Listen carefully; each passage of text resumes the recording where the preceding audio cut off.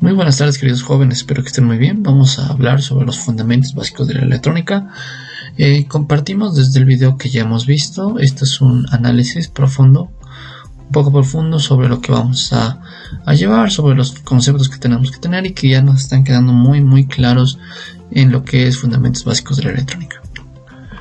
Conocemos como una primera instancia los conductores y aislantes. Los conductores permiten el paso de la corriente eléctrica y los aislantes bloquean la corriente eléctrica, ¿no? Aquí vemos el flujo de electrones en un sentido. Pueden ir, si es corriente alterna, en ambos sentidos, o si es corriente continua, en un solo sentido. Los aislantes impiden o bloquean la corriente, ¿no? Uno de los conductores que podríamos ver es el cobre, la plata, el oro y todos los que son elementos que pueden ser portadores de los electrones, ¿no? También los aislantes, tenemos la cinta aislante, el plástico, la madera, el vidrio y algunos otros ejemplos más que podamos darle a este tipo de conductores, ¿no?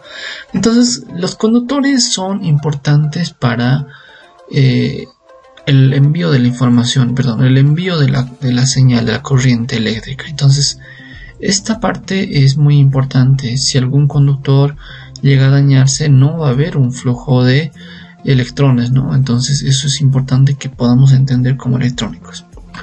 Semiconductores. Los semiconductores tienen el control de poder transmitir o no el paso de la corriente eléctrica. Ellos pueden decidir si transmiten o no, o en qué determinado tiempo o bajo qué parámetros se puede transmitir la corriente. Tenemos los semiconductores, que son los circuitos integrados, los transistores y todos esos, ¿no?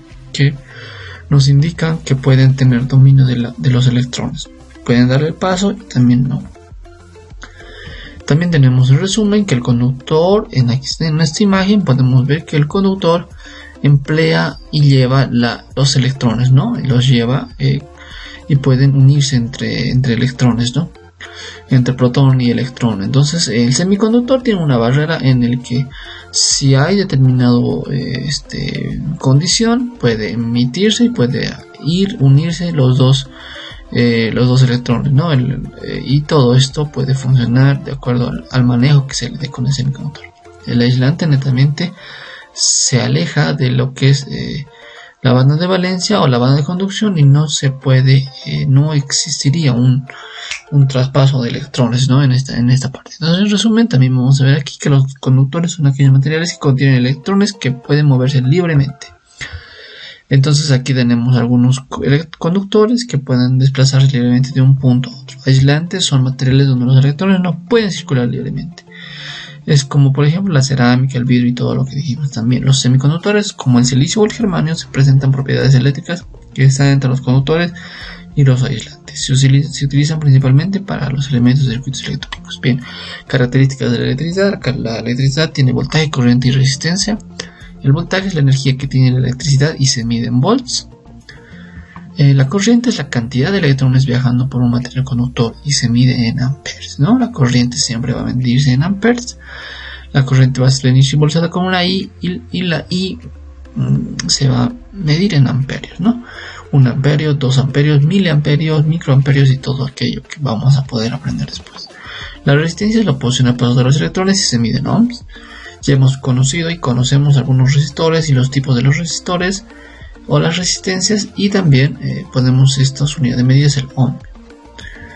Relación para su comprensión. El ejemplo que hemos utilizado en el video y que también lo vuelvo a repetir aquí para que no se nos olvide es que el conductor sería acoplándolo con una imagen de una carretera y carriles y varios autos.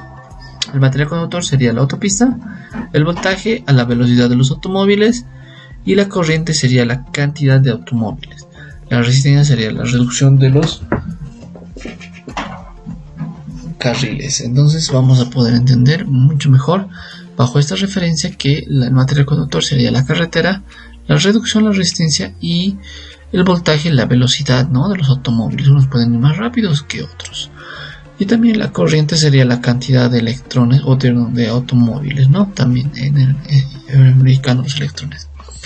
La ley de Ohm es la relación entre voltaje, corriente y resistencia. Se denomina ley de Ohm y si conocemos dos de estas variables, podemos calcular la tercera, ¿no? Voltajes I por R o resistores, voltaje sobre resistencia, o la intensidad es el voltaje sobre la resistencia.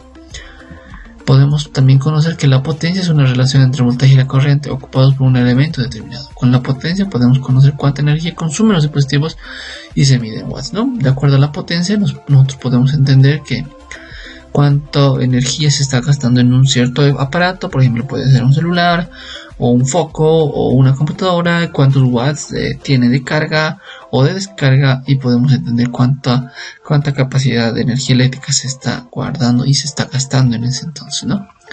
La corriente alterna se llama así porque cambia de sentido periódicamente dentro de un circuito. La corriente alterna, esa es la simbología, la que les explicaba en la clase. Es una corriente alterna que tiene un pico alto y un pico bajo y se mide en volts sobre tiempo, ¿no? Entonces la corriente alterna es bien diferente a la corriente continua. Esta cambia periódicamente su sentido. La corriente continua, corriente directa, es la corriente que siempre fluye en un mismo sentido, por lo tanto es más fácil de controlar.